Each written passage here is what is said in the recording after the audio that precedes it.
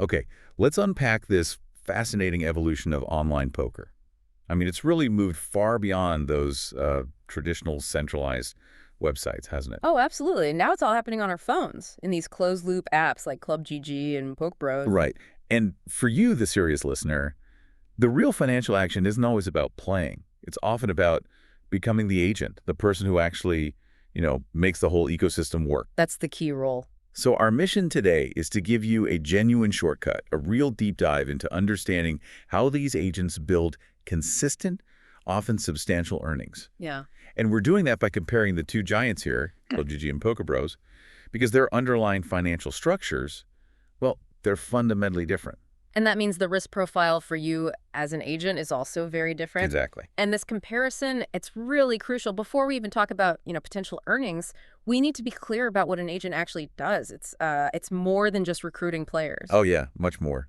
The agent is the essential intermediary, both financially and operationally. Right. We're talking about serious logistics here. An agent's job includes managing the club ops, setting up games, times, rules. Enforcing those rules, too. Definitely. Plus recruiting and, importantly, retaining players. Handling all the money, the deposits, the withdrawals, and providing ongoing player support. It's a real management role. And what's fascinating, I think, is that the main driver of revenue isn't necessarily slick marketing. It's really about administrative skill and building a healthy community. Community health, I like that. Yeah.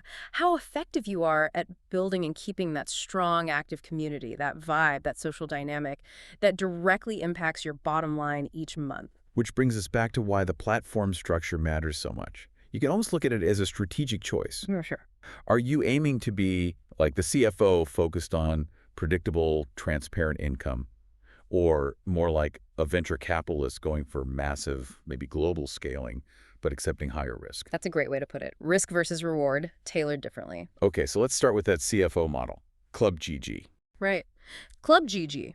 This system seems tailored for agents who really value stability and transparency. Yeah. If you want to be able to forecast your income, within a reasonable range, this is often the path people choose. Okay, so ClubGG acts more like a parent company, offering a specific structure focused on keeping things clean and operational. Pretty much. Agents here mainly benefit from 3 core revenue streams, and they're generally easy to track. Makes forecasting and managing the money flow simpler. Got it. So first up, the main engine, rake share. We should probably clarify rake quickly. Yeah, good point. Rake is just that small fee, a percentage taken from each pot by the club. It's how the house makes its money in poker games. Right. On ClubGG, agents earn a fixed, guaranteed percentage of that rake generated by their club's games. That consistency, well, that's the bedrock of their earning. Okay, fixed percentage, predictable. What's next? Second, they get VIP commissions. This is important because it encourages agents to bring in and keep those high-volume players. The big spenders are just those who play a lot. Both, really.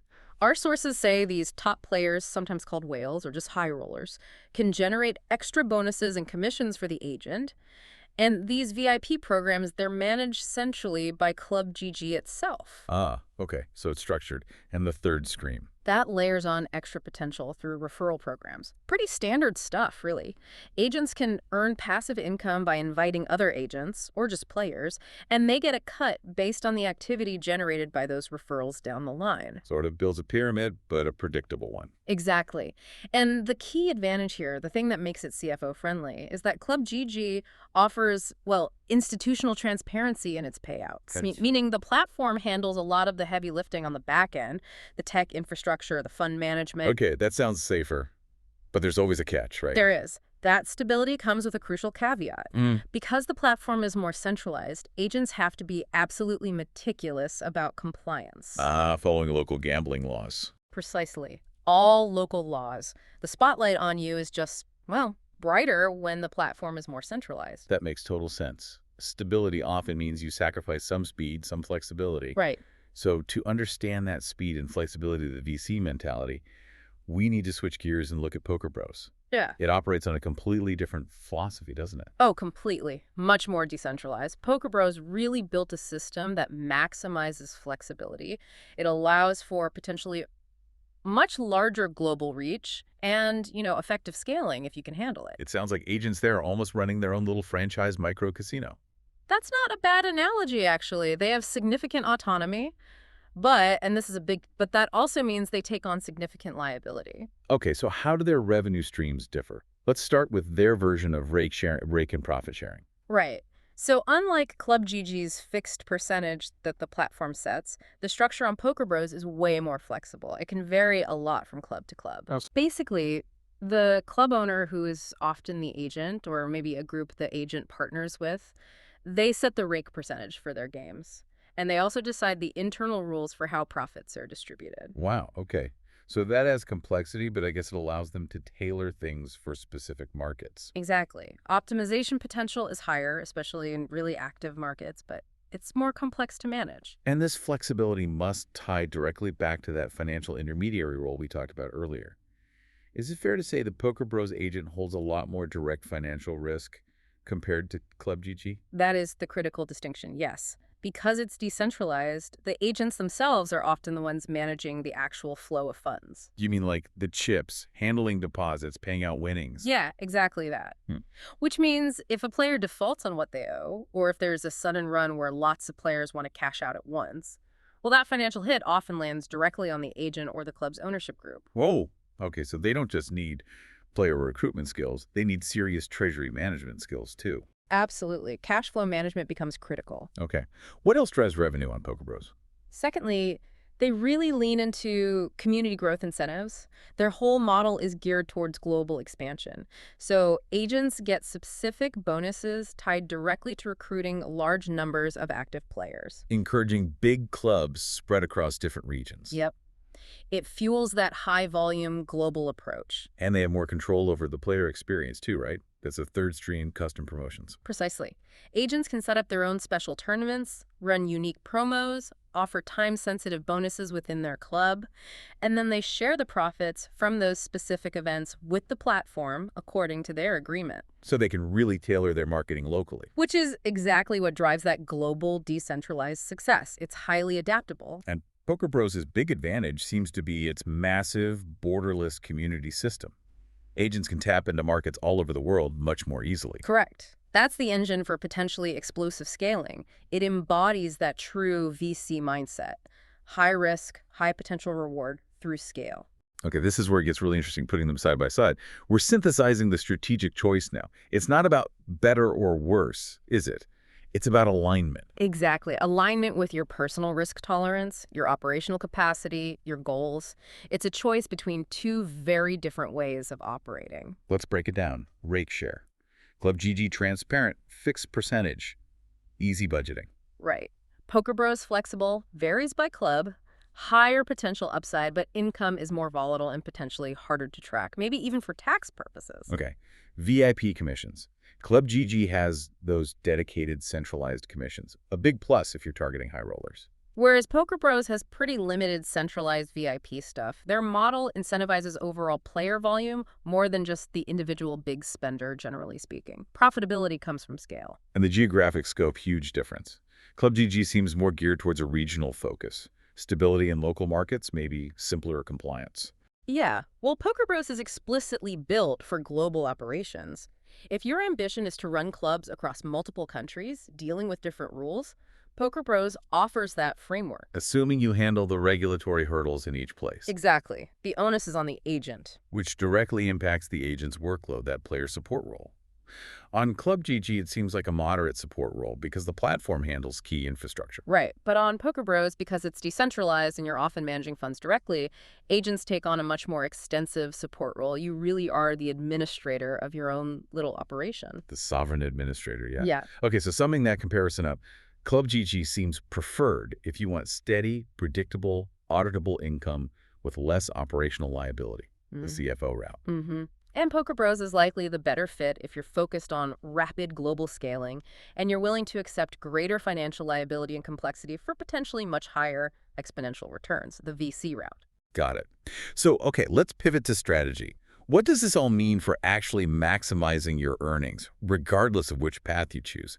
The sources seem clear that success isn't just about picking the right platform. No, not at all. It really comes down to smart strategic management, Platform choice is just the first step. Right. We can probably boil down agent success, especially for those looking to be professional operators, not just hobbyists, to maybe 4 key pillars.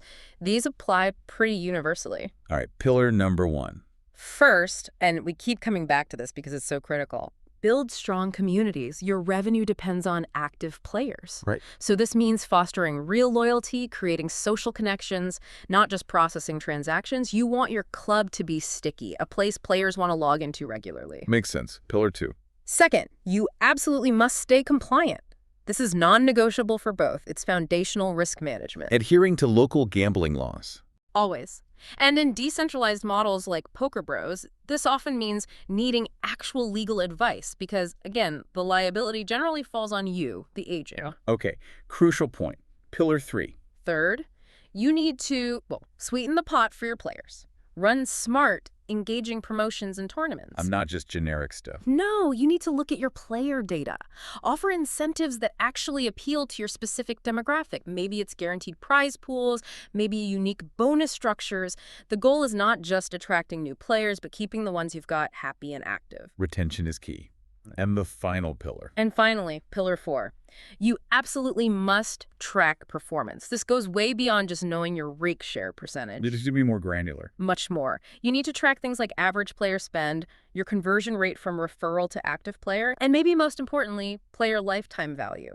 You simply can't optimize your revenue if you're flying blind or only looking at surface level numbers. Right. You need the data to make smart decisions. Okay, and let's tie this back to the core question, the money, because that's why people are tuning in.